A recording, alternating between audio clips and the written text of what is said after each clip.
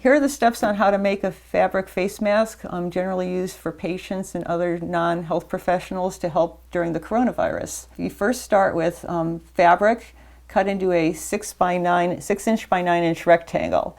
You can use thicker fabric. In that case, you need 2 pieces, or if you use thinner fabric, we usually go with 3.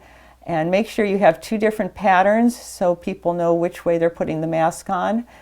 So once the fabric is cut, then you also need elastic for behind the ears. So each piece of elastic, which is can be this thin or can be a little thicker, you cut to 7 inches. So you cut 2 pieces of elastic for each face mask. There's other methods you can buy. What's called bias tape, and that's just cotton tape, and you would sew that along the edge, but that has to be tied behind the ear because it's not elastic. It's preferable to have elastic. Some people have used hair ties, as long as you can have a 7 inch length that's not going to fray or that you can use. Start the fabric. You start at the top so you have an opening at the end. So you start farther down along the fabric, just about a 1/4 inch in, and then you just start sewing the first length. And when you get near the corner, you stop, and then you insert your first piece of elastic. And you insert it at an angle, at a cross angle to the corner so that it will go, so when it's done it will go around. Generally you go over it a couple of times to make sure it's going to hold when it's on. And then you make sure the elastic's out of the way, and then you sew down to the other corner. The foot again, then you stick the other piece of elastic in at the angle, and then again you sew over that. Then you just sew all the way across the other end. And it's time to insert the other piece of elastic.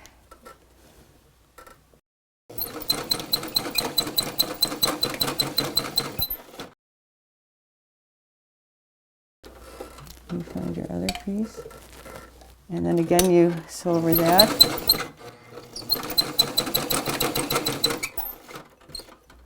And you just sew down enough so you have an opening left to turn the mask right side out.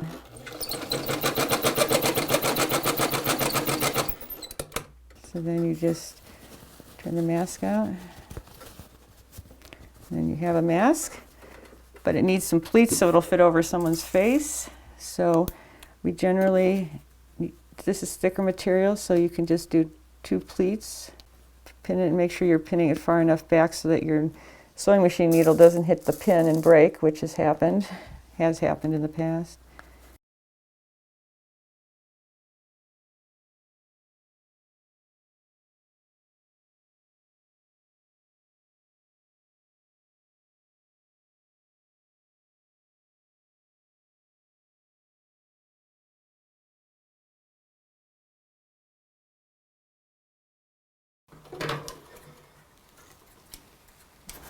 Now I can try and put another pleat at the top. It's hard to put a smaller pleat at there. We'll see. It's a little harder than it looks. I